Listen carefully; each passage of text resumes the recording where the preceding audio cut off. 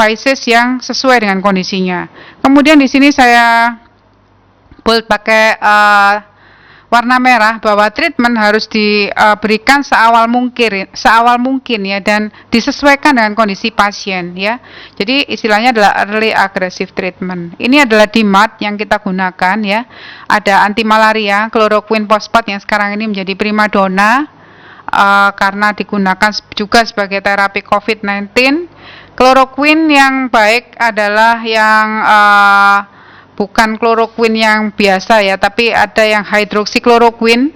Kemudian methotrexate juga masih kita gunakan, sulfasalazine, cyclosporin, kemudian leflunomide serta mecofenolat mofetil, juga azathioprin. Untuk golongan biologik kita lihat di sini ada golongan TNF alpha yaitu etanercept, infliximab dan adalimumab.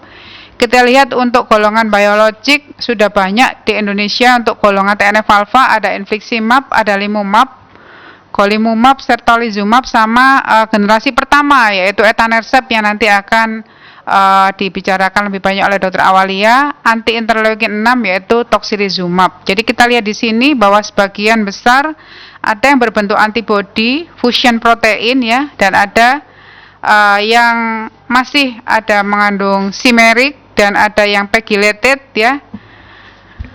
Kemudian ini adalah pentingnya kita memahami tahap dari predisease, terjadinya suatu penyakit, kemudian window of opportunity dan progressive disease. Jadi saya sendiri mempunyai beberapa pengalaman bahwa kalau pasien itu dirujuk ke kita lebih cepat, mendapatkan DMARD, kita awasi, kita edukasi, maka pasien bisa mengalami remisi lebih cepat ya. Namun kalau kita sudah diberi pasien yang sudah irreversible, yang progressive disease, karena terlalu lambat mendapatkan terapi yang sesuai seperti DMARD atau biologik, maka biasanya sudah terjadi suatu permanen autoimmunity yang berakibat kerusakan struktur ya, dan biasanya penyakitnya itu menetap jadi established disease ya. Kemudian juga akhirnya outcome-nya juga menjadi buruk ya. Kemudian juga ada komplikasi sistemik seperti kardiovaskuler. Ini pendekatan rutin di mana suatu sistem rujukan yang penting untuk para teman sejawat. Jadi kalau kita dalam hitungan weeks sampai dengan bulan, kemudian kita lakukan rujukan, kemudian dibandingkan dengan hitungan hari sampai dengan minggu, maka tentunya juga hal ini sangat berpengaruh terhadap pencapaian outcome yang baik pada pasien-pasien RA. Faktor prognosis yang buruk harus para teman sejawat ketahui ya, misalkan adanya suatu extra-articular sign. Jadi kalau sudah ada extra-articular sign and symptom, itu tanda kita memang harus merujuk ya, misalkan ulcer kutan, neuropati, skleritis ya, subkutan nodul pun juga dianggap sebagai suatu extra-articular sign yang berkaitan dengan suatu poor prognostik. Wanita ya, kemudian ada keterlibatan sendi yang banyak ya, kemudian kita lakukan pada gambaran radiologi yang awal kok sudah didapatkan perubahan erosi yang cukup bermakna ya. Kemudian umur ini kalau pada usia kita dikirimi usia 40, 50, kita juga harus lebih berhati-hati ya. Terjadinya onset RA pada usia yang cukup lanjut. Kemudian LED CRP yang masih tingginya titer CCP antibody, dan adanya suatu smoking baik itu pasif maupun aktif.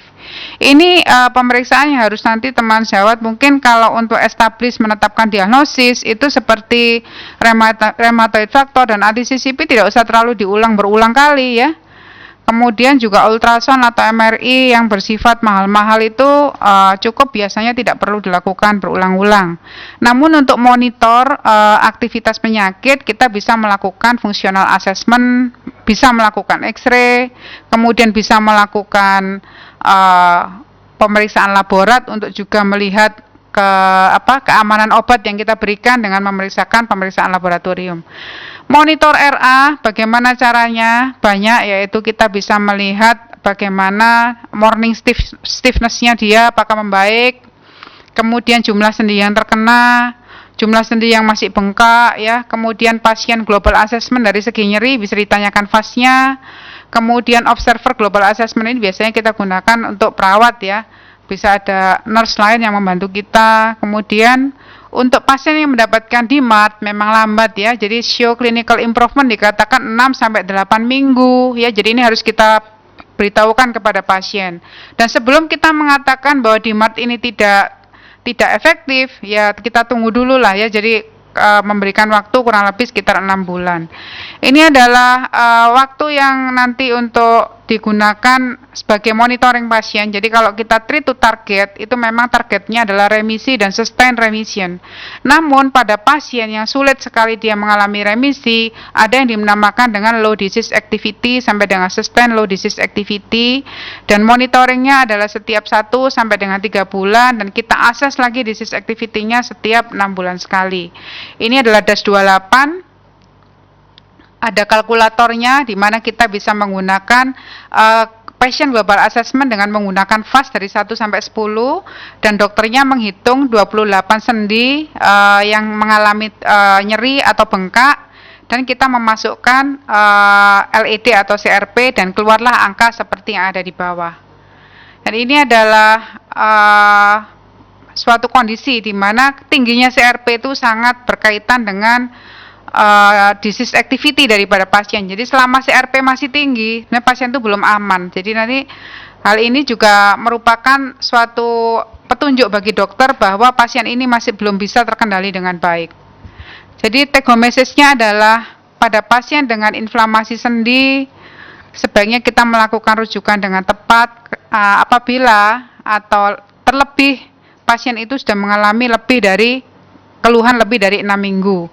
Dan pada pasien RA, bila suatu terapi single tidak berhasil, maka bisa dilakukan kombinasi, dan bila memerlukannya lebih agresif bisa digunakan biologic agent. Pasien bisa diberikan program latihan ya untuk memperkuat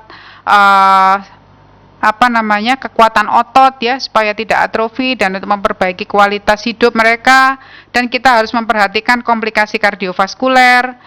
Dan take home message berikut adalah sedini mungkin kita mengontrol inflamasi, maka kita mengharapkan outcome yang lebih bagus, sehingga terapi strategi yang terkini adalah buatlah diagnosis kecurigaan seawal mungkin, terapi yang agresif, sehingga kita bisa mencapai clinical remisi lebih cepat. Terima kasih. Dr. Yuli, saya boleh mohon waktu untuk menyampaikan aplikasi reumatologi, dokter ya? Mohon untuk aplikasi reumatologi mungkin dibantu. Jadi kami dari Perhimpunan Reumatologi Indonesia itu mempunyai suatu aplikasi untuk para teman sejawat sekalian yang bisa diunduh di Play Store ya. Jadi ini adalah suatu aplikasi rematik autoimun. Jadi ini untuk membantu para teman sejawat untuk bisa mendiagnosis atau membuat suatu dugaan diagnosis penyakit rematik autoimun lebih cepat. Nanti bisa di-download di Play Store seperti ini. Kemudian apa sih keuntungannya? Untuk medis kita dapat membantu melakukan klasifikasi penyakit rematik autoimun, kemudian membantu menilai disease aktivitas aktivitas penyakit rematik autoimun, dan secara umum teman sejawat bisa mengetahui agenda kegiatan dari Reumatologi Indonesia, dan ada edukasi juga yang di website tersebut, dan ada daftar untuk teman sejawat reumatologi se-Indonesia ya. Fasilitas yang ada di aplikasi meliputi kriteria klasifikasi penyakit, aktivitas penyakit yang nanti teman sejawat bisa lihat ya, semua penyakit rematik yang terkait autoimun mulai dari SLE, spondilitis, psoriasis sampai dengan skleroderma. Kemudian rekomendasi nasional bahkan internasional pun juga ada di situ, dan bisa koneksi langsung ke website IRA sehingga teman sejawat bisa belajar bersama-sama dengan kita. Terus juga bisa didapatkan kriteria klasifikasi penyakit, yaitu 20 penyakit reumatologi baik yang autoimun maupun non autoimun. Ada klasifikasi sesuai rekomendasi yang terus akan kita update. Kemudian memudahkan untuk melakukan klasifikasi, dan harapannya rujukannya dapat lebih bersifat tepat. Ini adalah 20 penyakit yang nanti bisa dilihat di aplikasi rematik autoimun ya. Jadi bisa segera diunduh untuk membantu teman sejawat dalam praktek sehari-hari. Saya kira itu yang bisa saya sampaikan. Terima kasih kepada Dr. Yuliasi atas waktu yang diberikan. Kami kembalikan, dokter. Terima kasih Dr. Lita yang telah menyampaikan materinya sangat lengkap. Mudah-mudahan teman sejawat masih bisa mengikuti pembicara yang kedua, Dr. Awalia. Pada siang hari ini kita ingatkan kembali bahwa terapi etanercept adalah terapi biologic agent. Mungkin ada yang sudah kenal, ada yang baru kenal. Kenapa kita ngangkat terapi itu? Kita bisa mendengarkan penjelasan dari Dr. Awalia. Oleh karena itu, Dr. Awalia kami persilakan untuk memulai.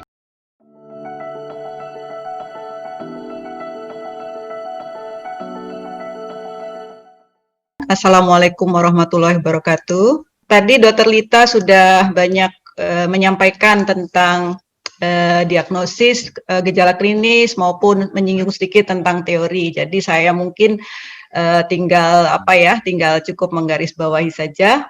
Jadi kita bahas di sini tentang strategi tata laksana RA khususnya di pemakaian etanercept. Tadi sudah dijelaskan bahwa RA itu penyakit autoimun yang bisa bersifat kronik, eksaserbatif, jadi bisa remisi kumat ya dengan tanda-tanda poliartritis simetris yang menyerang sinovial. Banyak pada wanita dan usia yang terkena biasanya lebih tua sedikit dari SLE. Kalau SLE kan sekitar 20-an, ini lebih tua sedikit 30 sampai 50 tahun. Ini tadi perjalanannya memang progresivitas cukup individual ya. Ada pasien yang belum 2 tahun atau bahkan 2 tahun sudah mengalami gejala deformitas seperti ini. Kita lihat ini ada hitam ya bentuknya, ada swan neck deformity tadi. Ada juga yang sudah berlangsung 5 bahkan 10 tahun tapi deformitasnya tidak separah ini ya. Jadi cukup individual. Ini juga ulnar deviation ya, jadi cenderung ke arah ulnar. Oke, ini tadi juga sudah disinggung, selain ada gejala artikuler, gejala ekstraartikuler, dan gejala sistemik yang biasanya pada awal-awal penyakit ya. Ada demam yang nggak jelas, lalu fatigue, anemia, maupun peningkatan akut fase reaktan. Ya. Pemeriksaan yang perlu dilakukan antara lain tadi sudah disampaikan ya, rheumatoid factor, anti-CCP atau ACPA tadi ya namanya sekarang ACPA, lalu peningkatan akut fase reaktan, LED-CRP, bisa didapatkan anemi akibat penyakit kronis, trombositosis juga karena inflamasi kronis, ANA juga pada beberapa kasus bisa positif, dan bila kalau dilakukan analisis cairan sendi akan didapatkan jumlah sel darah putih yang melebihi batas normal.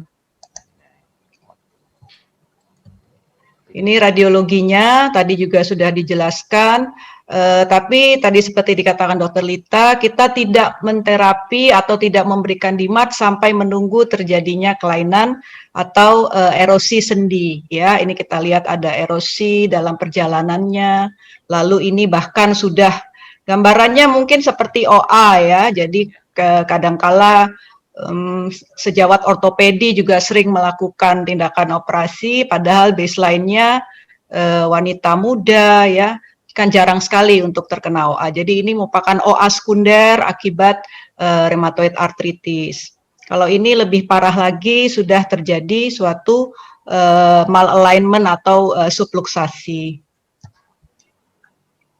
Ya, jadi ini saya katakan pada awal sering normal, jadi tidak tunggu ada kelainan baru kita anggap sebagai suatu rheumatoid arthritis. Jadi murni clinically assessment.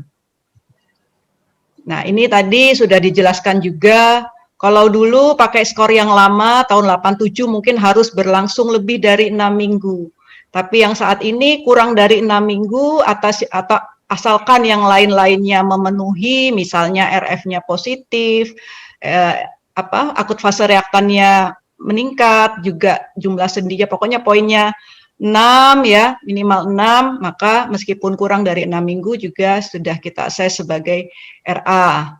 Seperti tadi sudah dijelaskan Dr. Lita ya, jadi sejawat nggak usah menghafal ini, nggak usah dihafal, atau kalau kayak zaman dulu di print, di laminating, taruh di bawah meja ya, sekarang sudah enggak seperti itu, enggak musim ya. Jadi cukup dengan memakai aplikasi rematik autoimun, bisa di Android, bisa di Apple Store ya. Nanti diinstal, sejawat tinggal memasukkan saja. Nanti sudah dapat mengakses apakah ini RA atau bukan. Ini menurut Euler ya, Euler yang terbaru 2020 dikatakan prognosis buruk pada RA. Ini penting kita tahu karena nanti bila gagal dengan first line conventional DMARD, kita bisa, kalau ada prognosis buruk ini, kita langsung beralih ke biologik ya. Jadi dikatakan prognosis buruk RA bila ada penyakit yang disease activity-nya tetap tinggi meski sudah diberikan conventional DMARD. Atau tadi akut fase reaktannya tinggi, LED CRP-nya tinggi, jumlah sendi yang bengkaknya banyak ya, atau RF ACPA-nya tertinggi terus, atau tadi erosi sendi terjadi dini, sebelum 6 bulan sudah terjadi erosi, gambaran erosi ya, atau kegagalan bila sudah dipakai 2 DMARD konvensional, maka kita katakan prognosis buruk. Ini diagnosis banding RA, jadi poliartritis simetris, bisa juga pada demam rema ya, meskipun ini kasusnya sekarang jarang dan biasanya artritisnya migratori dengan astotiter yang tinggi, tapi ini sangat jarang, mungkin 3 tahun terakhir saya sudah tidak menemukan kasus ini lagi ya. Atau pada SLE juga bisa ya, poliartritis simetris, tapi biasanya tidak didapatkan suatu erosi. Ini OA, maksudnya OA primer ya, jadi dengan Heberden nodes atau Bouchard node, gambarannya mirip ya, karena poliartritis simetris mirip dengan RA. Atau ini artritis gout yang lanjut ya, kalau yang akut memang monoartikuler, tapi kalau yang lanjut biasanya bisa poliartikuler. Tapi yang membedakan pada artritis gout biasanya yang lanjut didapatkan tofu sudah ya.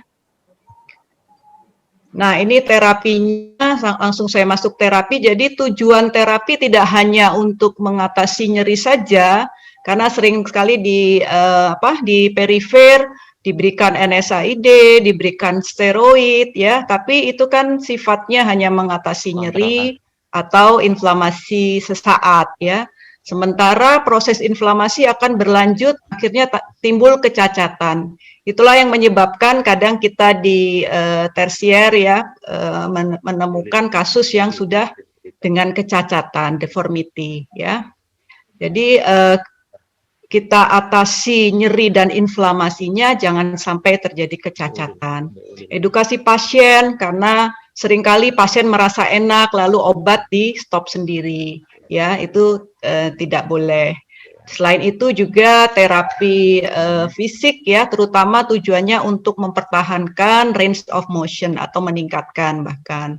Jadi prinsip terapi RA adalah bahwa DMARDs atau disease modifying anti-rheumatic drugs harus diberikan sedini mungkin. Ya, begitu diagnosa RA tegak, DMARD harus diberikan. Tidak menunggu steroid gagal, tidak menunggu NSAID gagal.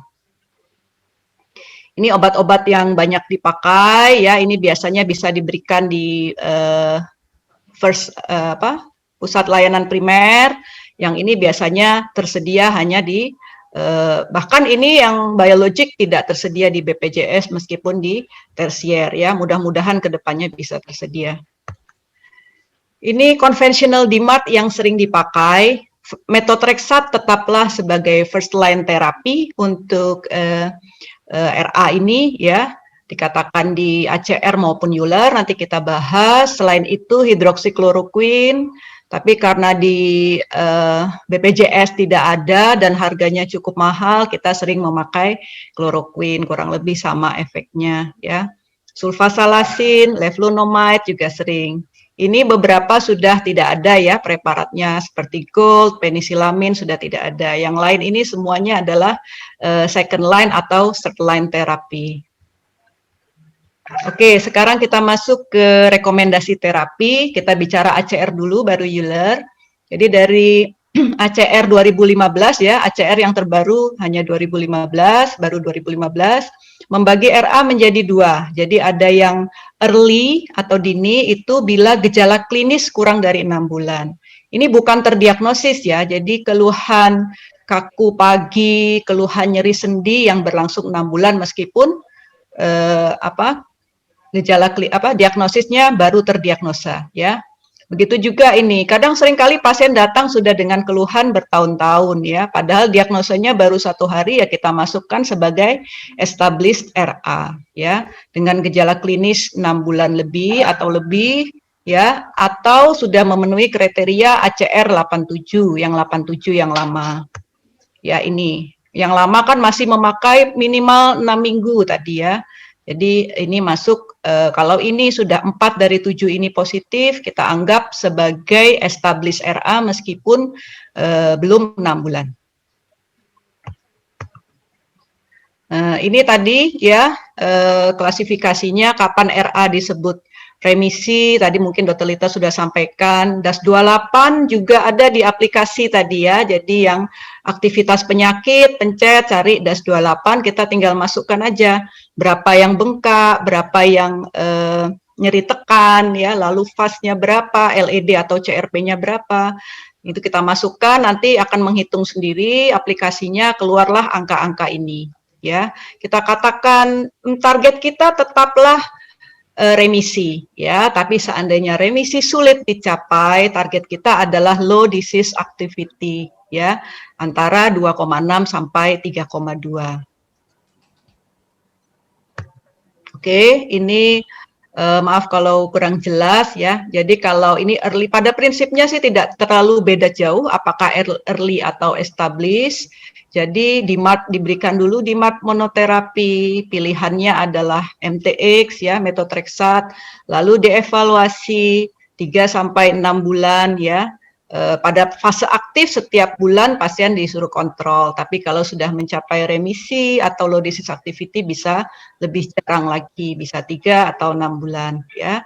Dan bila setelah evaluasi 3-6 bulan masih tetap atau yang low menjadi moderate ya, menjadi moderate di atas 3,2 tadi, atau bahkan high, maka kita langkah berikutnya adalah bisa dikombinasi konvensional DMARD-nya atau bisa langsung ditambahkan biologik. Pilihannya bisa anti TNF di sini atau non TNF ya.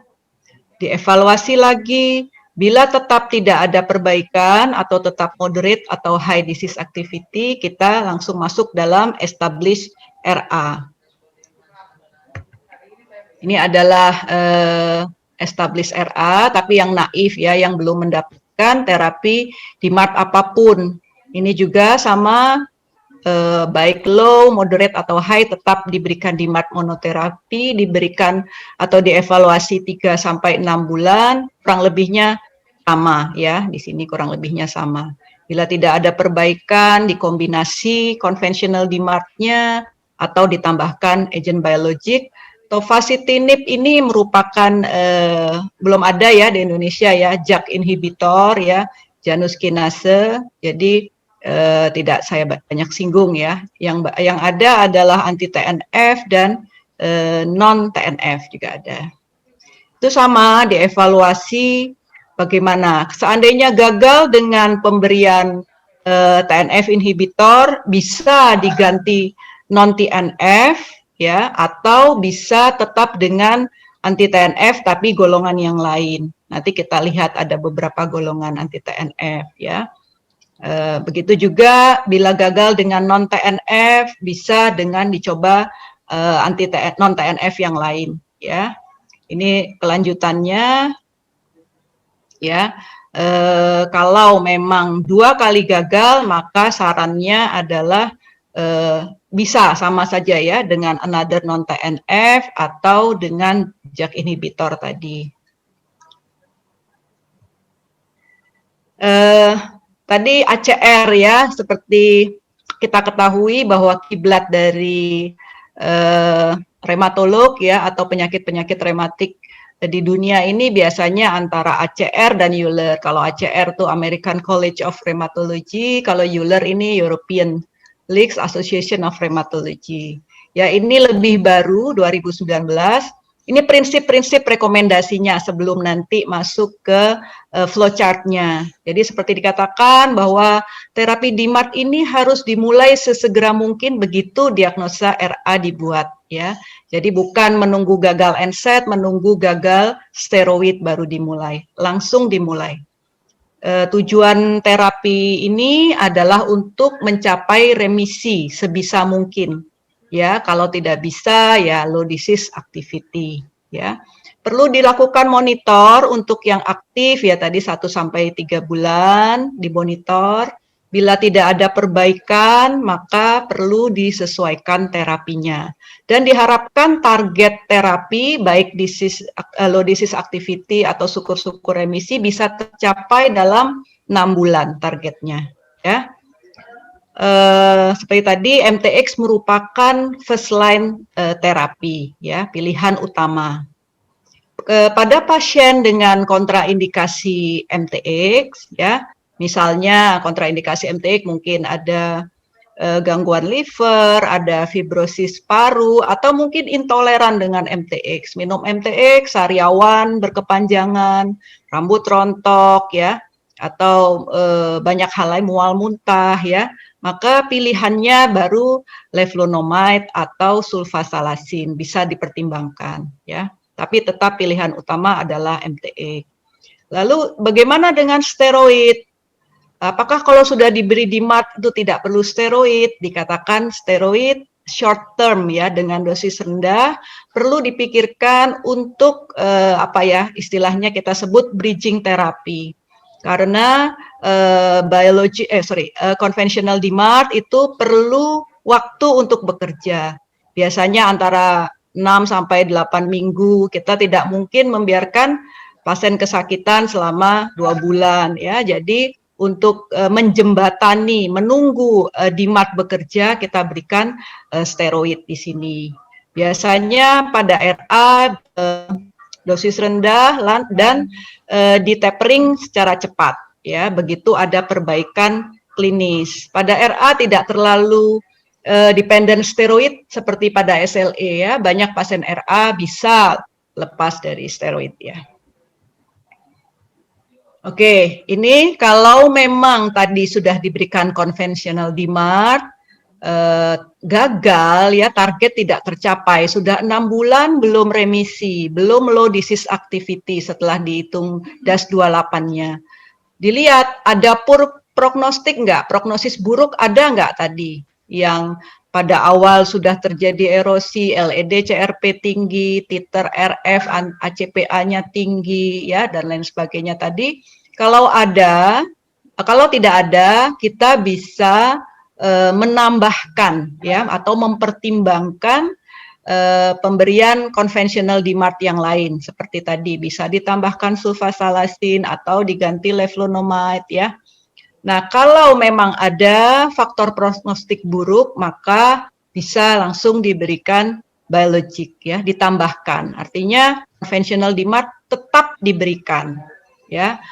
Nah, nomor 9 ini pada kondisi di mana tidak bisa diberikan konvensional DMARD, mungkin karena efek samping dan lain sebagainya, intoleransi, maka yang dipilih adalah anti-IL-6 atau tadi ya targeted synthetic DMARD, yaitu JAK inhibitor tadi ya, belum ada di Indonesia.